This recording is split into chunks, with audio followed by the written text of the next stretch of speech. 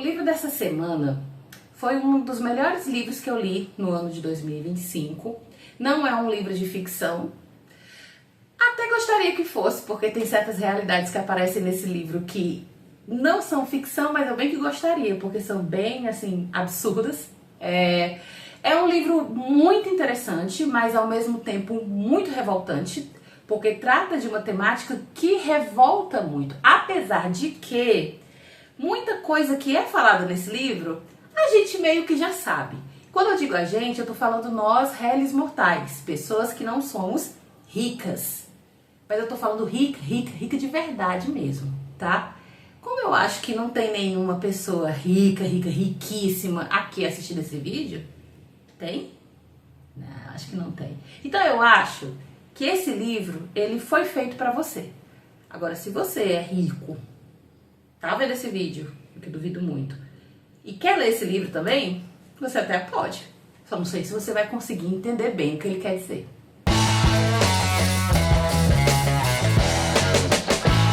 O livro dessa semana é Coisa de Rico, de Michel Alcoforado. Gente, esse livro, ele virou um hit no ano de 2025, tá? O Michel Alcoforado, ele é um antropólogo, então esse livro ele não é uma ficção, ele é um livro de história verdadeira mesmo, mas apesar dele não ser um livro de ficção, não vá achando que ele é um livro chato de ler, porque pelo contrário, ele é um livro muito legal de se ler. Mas, o que é que eu falei, né? Você vai ficar revoltado. Por quê? Porque afinal o nome do livro é Coisa de Rico, a vida dos endinheirados brasileiros. Ou seja, nós que somos réis mortais, em muitos momentos nós vamos ver o que tem aqui e vamos ficar, meu Deus, que absurdo. É muito absurdo que esse tipo de coisa exista no nosso país.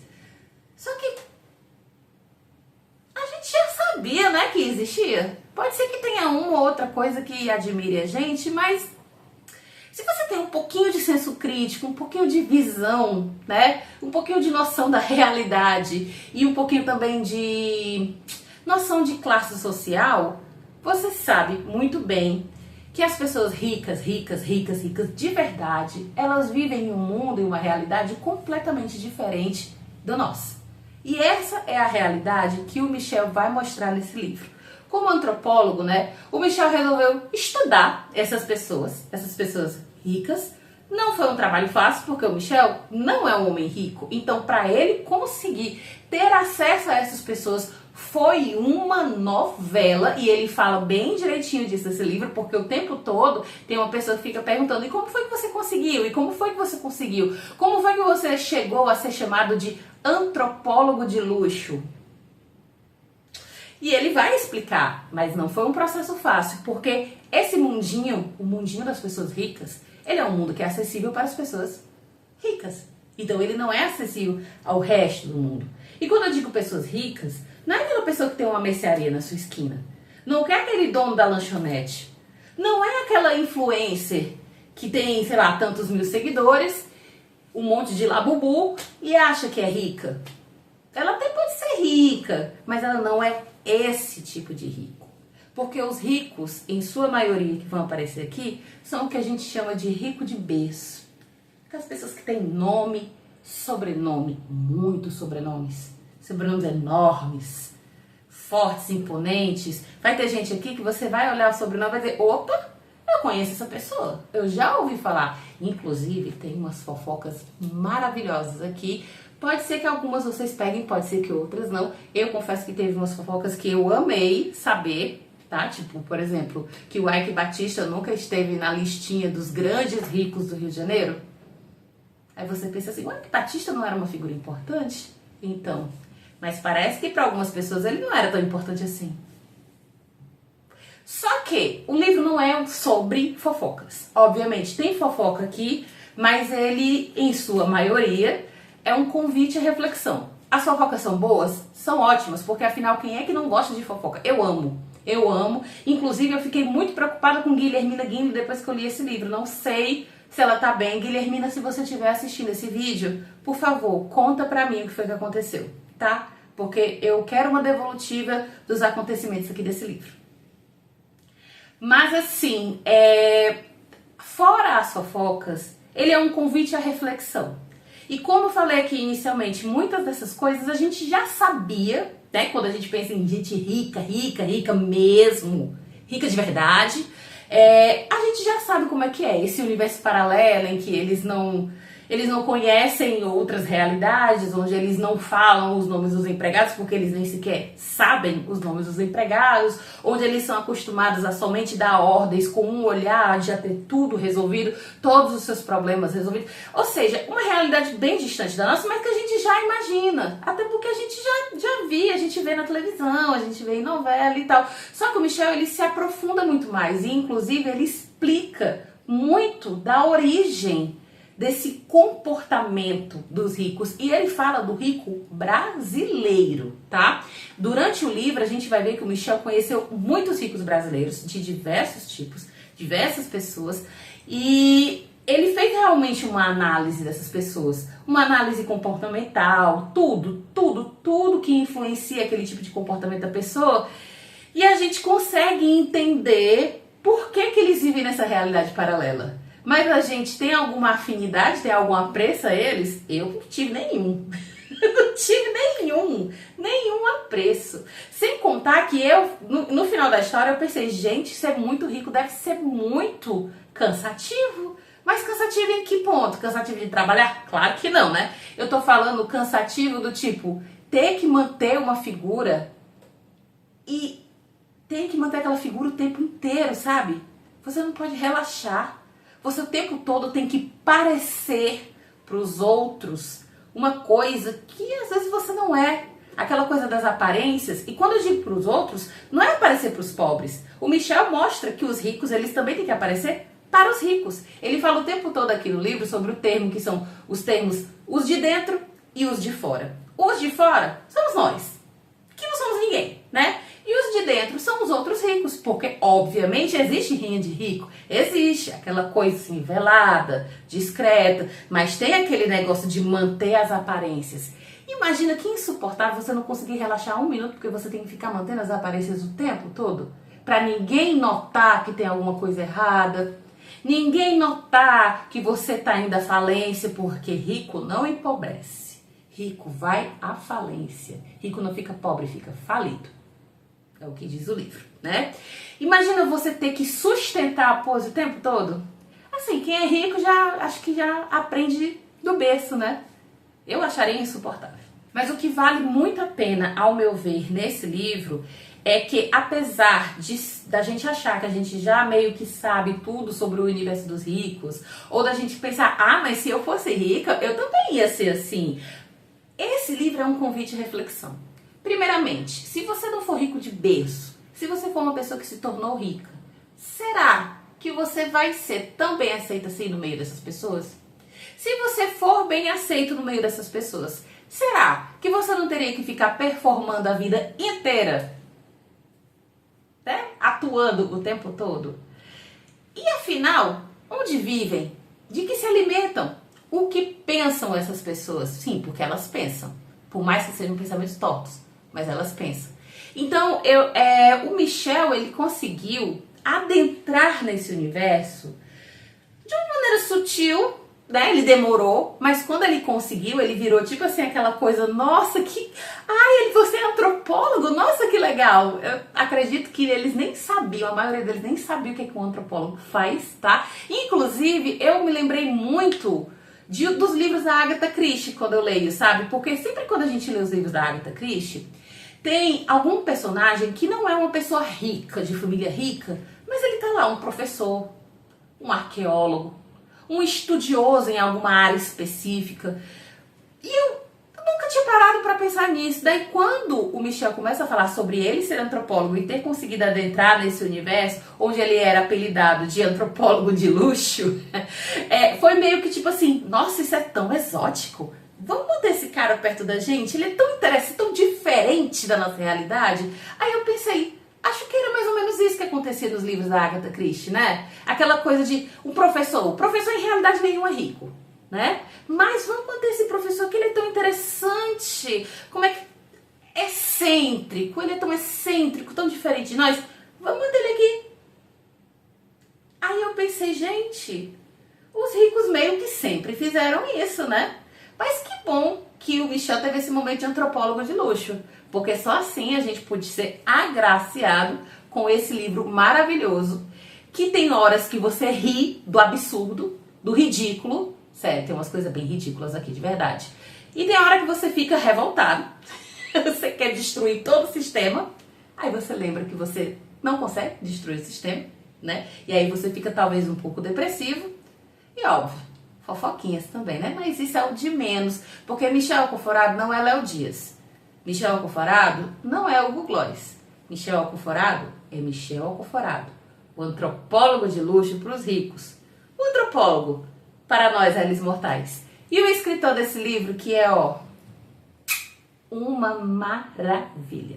Lembrando que todo domingo sai resenha nova aqui no canal do Bafulê Literário, então se inscreve no canal, que tem muitas resenhas de livros. Tem livro de suspense, livro de drama, livro nacional, livro estrangeiro, tem livro para todo tipo de gosto. Quer dizer, todo tipo não, mas quase todo tipo. E também não esquece de acompanhar o Bafulê Literário no Instagram e no TikTok, @bafulê.literário. Lá tem outros conteúdos em relação aos livros da semana, em relação a autores, e também tem o vídeo, só que é o vídeo sem a parte dos spoilers. Se você gosta de spoilers, ou se você já leu o livro, indico você assistir aqui no YouTube. Agora, se não, você assiste lá no Instagram ou então no TikTok. E agora a gente vai começar com os spoilers. Gente, esse livro é sensacional. É muita fofoca, é muita coisa que você fica assim, tem coisa que você para e pensa, meu Deus, que mundo diferente, né, do nosso. E por mais que a gente já saiba que ele é diferente, dá um impacto ler sobre isso. Principalmente quando a gente vê a figura do Michel falando sobre, porque ele também é uma pessoa que não pertencia a esse mundo. Então, assim como chocou a gente, chocou ele também, em muitos momentos, né? Em muitos momentos essas coisas foram bem chocantes para ele, como por exemplo, o cara vai participar de uma reunião de negócio muito importante, sujou a roupa no restaurante, ele teve que ir às pressas no alfaiate, mandar fazer um paletó novo, um terno novo, e o terno foi, tipo assim, caríssimo. Eu não lembro agora quanto é que foi, mas se eu lembrar eu vou colocar aqui na legenda. Mas, tipo assim, foi caríssimo para poder fazer uma reunião de negócios. Um dinheiro que, tipo assim, sustentaria um monte de família, sabe? É uma coisa muito bizarra, né? E, obviamente, temos muitos momentos bizarros, mas, afim, que fazem parte da vida em sociedade, né? E o Michel, ele faz essa análise e sempre trazendo muito repertório, porque não vai pensando que ele vai tirando as coisas, fonte, não foi preciso. Além do fato dele ter acompanhado muitas coisas, tem também referências bibliográficas, né? Todos os trechos, tudo que ele fala tem referências em vários livros, em vários estudos antropológicos e tal. E tipo assim, ele fala da pessoa rica que a gente nem conhece, a figuras como o Fernando Henrique Cardoso, que é ex-presidente do Brasil, entendeu? E é um negócio interessante, mas assim, incomoda saber que tem gente que vive assim nessa vida alheia. Mas aí ao mesmo tempo você se pergunta, se eu fosse rico de berço, será que eu não ia ter uma vida assim alheia também? Acho que eu ia, né? Primeiro tem a questão da performance, né? Eu comentei aqui no começo que eu acho que deve ser horrível você ficar performando sempre algo, né? Aí quando a gente fala de performance, eu lembrei muito do momento que o Michel fala no vídeo, em que ele foi para um jantar e aí existiam etapas para ver se você passa nessas etapas do rico, né? A primeira etapa era mostrar que você entendia de arte. Ele conseguiu passar nessa. A segunda etapa foi um momento que... Não, a primeira, eu acho que a primeira etapa foi quando ele conhecer as pessoas por nome e sobrenome, ele não conhecia. A segunda etapa foi a parte da arte, essa deu certo. Mas a terceira etapa não deu de novo, ele foi reprovado. Que foi o momento em que eles todos juntos na festa e... vamos passar as férias em tal lugar? E aí uma pessoa tirou o notebook e todo mundo começou a comprar passagem na hora para aquele lugar. Só que ele não tinha dinheiro. Nem ele, nem o namorado de uma das ricas que estava lá, que tinha cara de personal trainer. E aí ele disse, nessa hora eu passei atestado de pobre. Nessa hora, todo mundo viu que eu não era rico. Eu e o personal, né? Eu não sei se ele era personal. Mas eu e o personal, a gente não teve como e a gente... não posso ir porque estou com a agenda cheia nessa época. Todo mundo se tocou que era mentira. sabe? E eu achei um tanto quanto assim, meu pai, nossa, ai, vamos comprar, sei lá, vamos pra Aspen, vamos, compra, vamos todos juntos. Ele não conseguiu acompanhar isso, né? Então, a gente acompanha esse processo do Michel tentando adentrar. Ele tentou adentrar entre os ricos, foi difícil. Ele tentou adentrar entre os empregados, também foi difícil, porque os empregados, ó, ficam de boca caladinha, porque, né, calada vence, como alguns dizem, mas ele conseguiu com o contato de uma pessoa, que tinha contato de outra pessoa, e aí ele começou a falar disso, e aí ele começou a dar palestras, e aí uma pessoa, olha que interessante, eu vou conversar com ele, aí outra pessoa chamou ele para jantar, e quando menos se espera, ele era o antropólogo de luxo. Que loucura, né? Que loucura, ele virou, é como se ele fosse um pet, aquela coisa assim, nossa, ele é tão excêntrico, vamos manter ele aqui perto de mim, vamos? Foi essa a sensação que eu tive, né? A sensação de que aquela pessoa é excêntrica, mas ela é tão intelectual, vamos manter ela aqui para dar aquele ar de intelectualidade pro nosso grupo, entre os nossos, entendeu? Essa foi... E quando eu falei ali mais na frente, né, no começo do vídeo, sobre eu ter percebido isso nos livros da Agatha Christie, que eu nunca tinha parado para perceber, é exatamente isso. Porque são figuras que não fazem parte dessa alta sociedade, mas que tem alguma profissão, alguma coisa específica que é excêntrico, que passa esse ar de intelectualidade, um professor, um arqueólogo, um biólogo, uma pessoa da área da ciência. E aí o rico fica, tá, fica aqui com a gente. Vamos ver se dá certo aqui pelo menos um pouquinho. Todo mundo sabe que existe um abismo de diferença entre ricos e pessoas normais, né?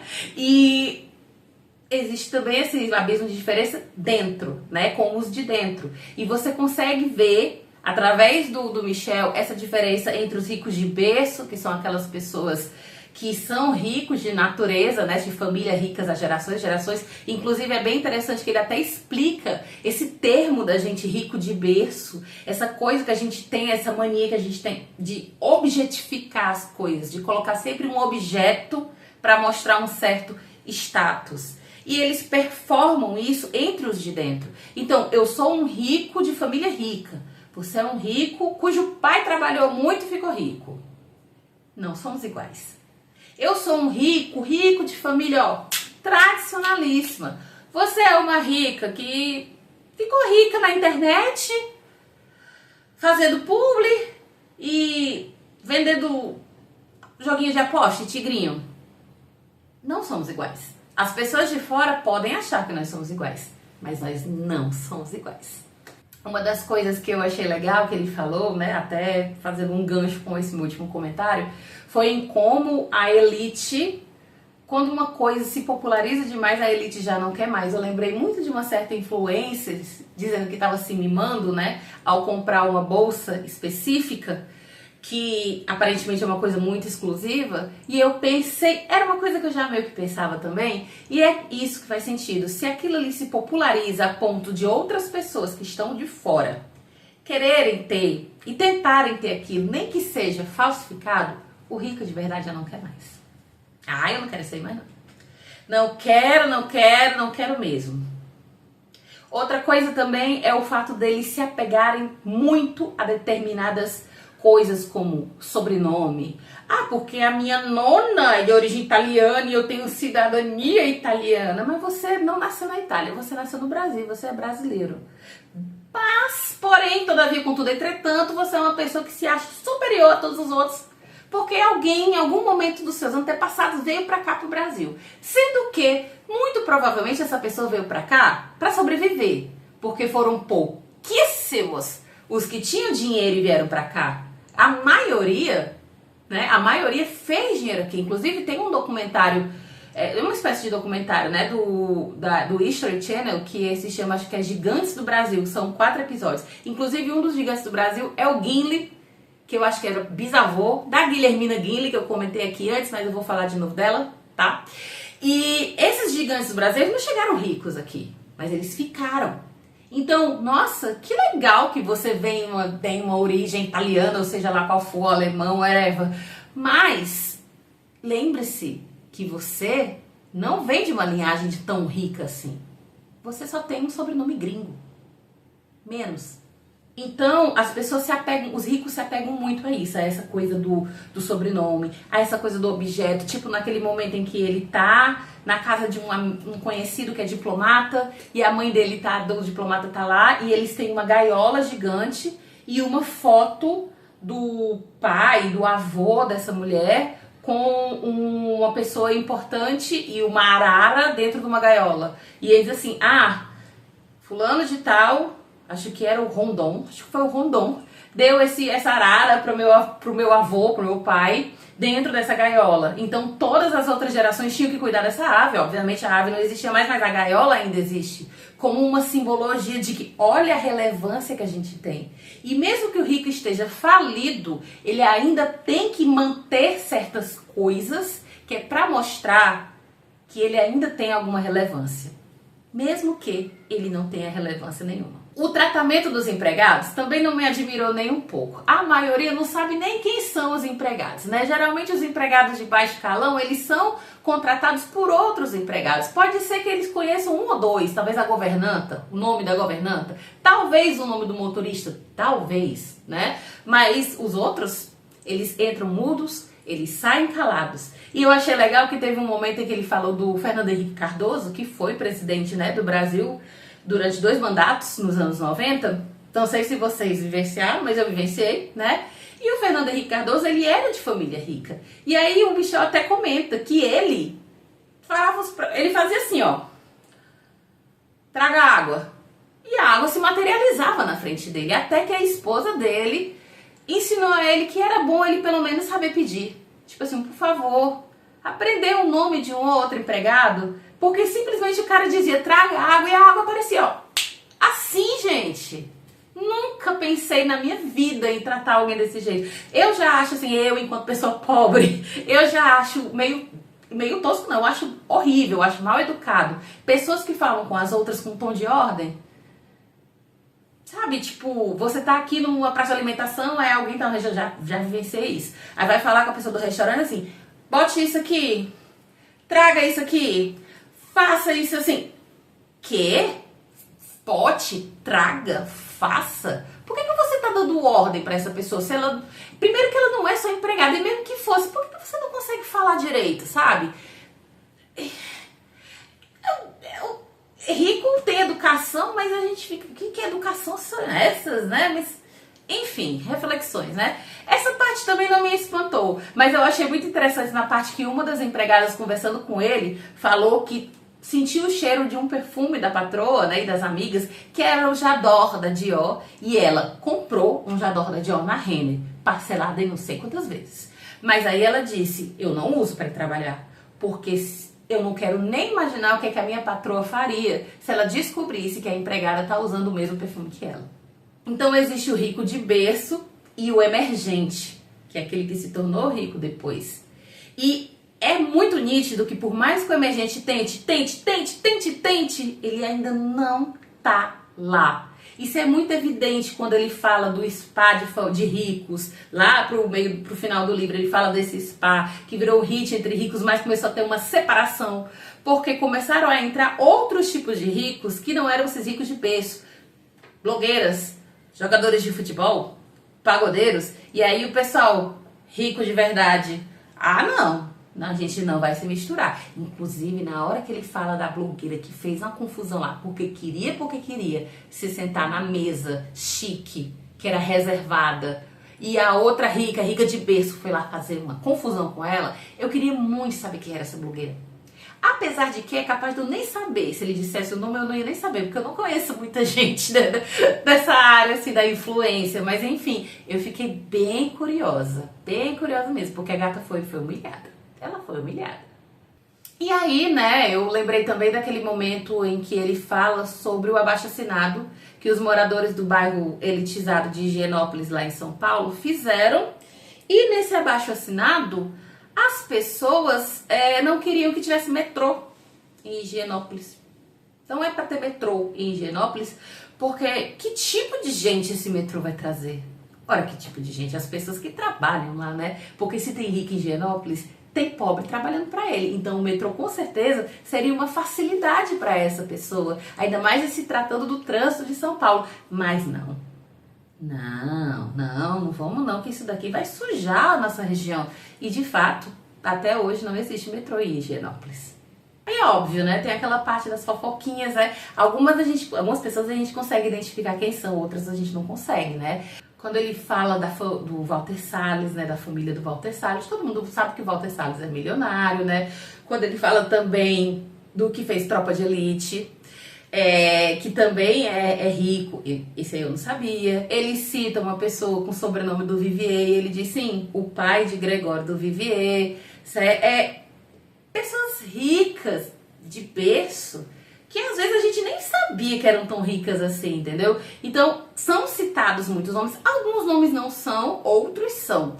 E esses que são citados, gente, é maravilhoso. Ele fala sobre Vera Loyola, que pra quem foi criança dos anos 90, você viu a Vera Loyola na televisão com certeza, que era considerada uma socialite, que não é emergente. A Vera Loyola, ela era uma emergente. Era ou é? A Vera Loyola já morreu? Eu não sei. Enfim, a Vera Loyola, ela era uma emergente porque ela ficou rica e ela foi aquele tipo de pessoa que começou a ir pras mídias. Algumas pessoas ricas não gostam disso, né? Mas era tipo, sabe Narcisa? Só que mais medicada, né? Porque a Narcisa, enfim, totalmente biruleibe. Mas é desse tipo, uma pessoa tão rica, tão descolada da realidade que a gente olha assim e fica assim, nossa amiga, você é tão engraçada. Legal. Aí, deixa eu ver os pontos altos de fofoca. Aí a fofoca do Ike Batista, a fofoca da Guilhermina Guinle, que me compadeci muito dela, e a fofoca do Silicone, que não foi com pessoas famosas, eu acho, mas foi pra mim um hit. Assim, pra mim foi o ponto alto desse livro. A fofoca do Ike Batista. O Ike Batista nunca esteve no caderninho de pessoas importantes. No Rio de Janeiro, nos anos 50, 60, até pouco tempo atrás, existia um caderninho com lista de nomes, telefones, endereço, profissão, daquelas pessoas que eram ricas mesmo, que era para as pessoas poderem saber com quem elas tinham que lidar, sabe? Quando ela fosse fazer uma festa, quando fosse fazer um jantar, um evento, ela se conectar com essas pessoas, porque afinal, né, era um número grande. E o Ike Batista nunca fez parte desse caderninho, ele quase fez. Quando ele foi noivo de Patrícia Leal, que era uma rica de berço, que inclusive foi a origem do apelido, da expressão Patricinha.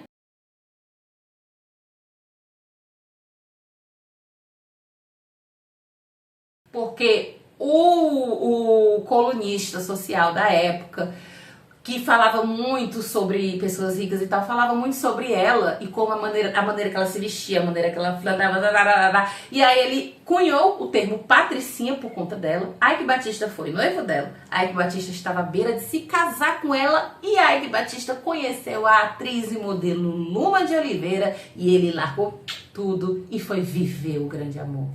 Aquele momento ali, o Ike Batista, ó, totalmente preterido pela alta sociedade, o caderninho, ele nunca entrou. Quem que troca Patrícia Leal por uma atriz barra modelo? Francamente, né, meu filho? O outro ponto, Guilhermina Guinle.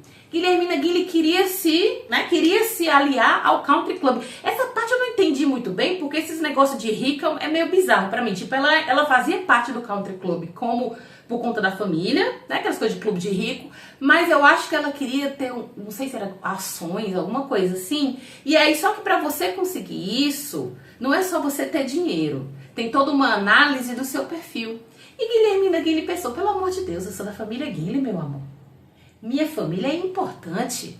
Minha família é rica, riquíssima. Eu sempre frequentei esse country club, é claro que eu vou conseguir, mas ela não conseguiu. Guilhermina Guinle foi barrada no country club e eu fiquei em choque. Dizem que foi por conta do fato dela ser atriz, dela ter casado várias vezes, acho que ela casou umas 3 vezes, inclusive uma delas foi com o Fábio Júnior, né? E que o último marido dela, que era o atual marido na época, não sei se ainda é hoje, era um advogado que era um tanto quanto polêmico, que já tinha se envolvido em algumas polêmicas e tal. Então, por conta disso, Guilhermina Guinle foi barrada do country club. Até hoje eu queria saber qual foi o que aconteceu. E aí, Guilhermina, conta pra gente. E o ponto alto pra mim, que é a história do silicone.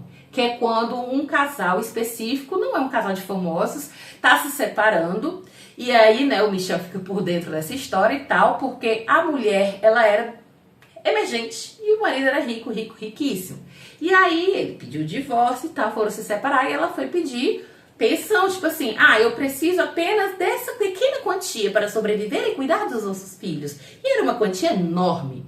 E dentro dessa quantia, tudo bem, ela pediu aquela quantia, beleza. Estava a manutenção do silicone dela. Por que ele tinha que pagar pelo silicone dela se ele não era mais casado com ela? O que ela alegava? Eu coloquei o silicone porque ele quis. Eu coloquei o silicone porque eu queria dar um up na nossa vida sexual depois que tivemos nossos filhos. Porque eu pensei que talvez com isso fosse, né, ficar mais interessante. E ele disse, quero, e ele pagou o meu silicone. Então eu botei o silicone pra ele. O silicone é responsabilidade dele. E aí ele ficava. Aí quer dizer que agora eu vou ficar pagando por um silicone que eu nem vou mais usar? Quem vai usar vai ser outra pessoa? Amigo, nesse ponto, tipo assim, eu meio que defendi a diva, tá? Porque eu acho assim, ela botou por sua causa agora. Whatever, ninguém mandou você se separar dela, tá? Enfim, resultado final, ele ficou responsável por uma prótese e ela pela outra. É isso mesmo que você ouviu. Divisão de próteses.